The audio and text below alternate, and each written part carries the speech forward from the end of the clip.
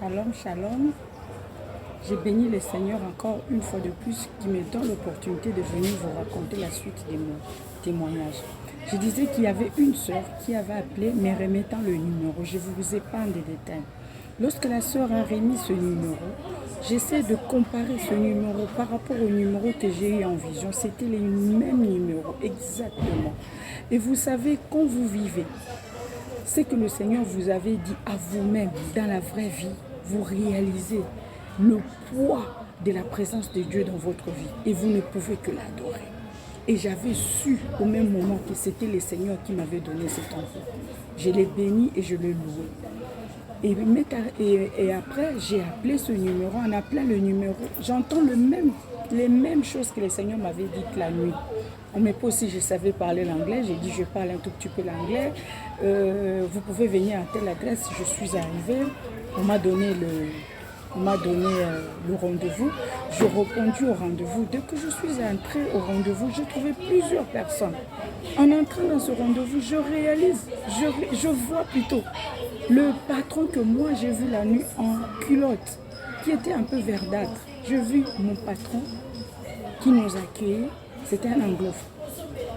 J'ai réalisé encore que ce n'était ni par ma force, ni par mon esprit que j'avais eu cette vision, c'était par l'Esprit du Seigneur. J'ai réalisé que ce que je vis la nuit, c'était réellement le Seigneur. Et ensuite, qu'est-ce que vous savez?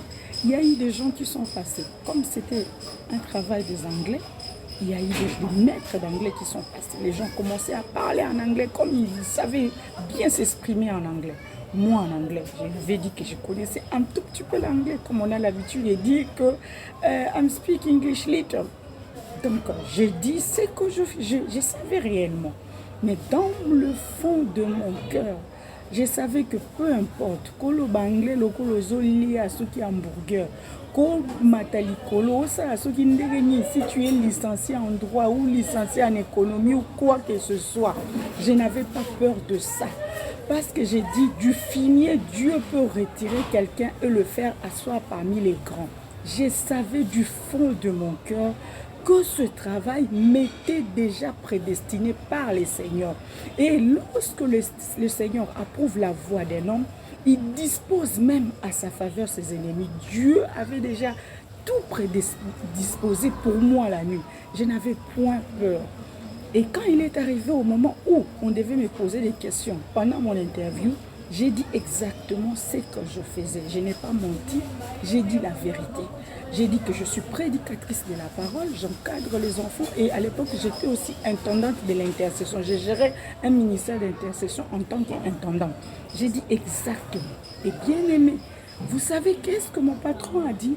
Il a dit en anglais, good, consult. Il a dit que ça, c'est un bon consultant. Il a le meilleur parler. Il a le franc parler. Et j'ai obtenu ce but. N'est-ce pas merveilleux ça? N'est-ce pas une bonne nouvelle? Lorsque le Seigneur nous montre quelque chose et que dans la vraie vie, ça se réalise, on ne peut que le bénir.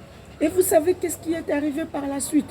Dans ce premier travail, j'ai eu l'occasion de rencontrer mon deuxième patron. Il y a aussi mes collègues qui regardent ces vidéos que je suis en train d'enregistrer. Mes collègues du premier travail, mes collègues du deuxième travail et mes collègues du troisième travail. Donc, j'ai eu une provision dans ce premier travail où je croisais mon premier patron dans le rêve, mon deuxième patron qui est paix à son âme, Bill Kalambay, et mon deuxième patron du troisième travail, Jean-Claude Chipama. N'est-ce pas merveilleux ça?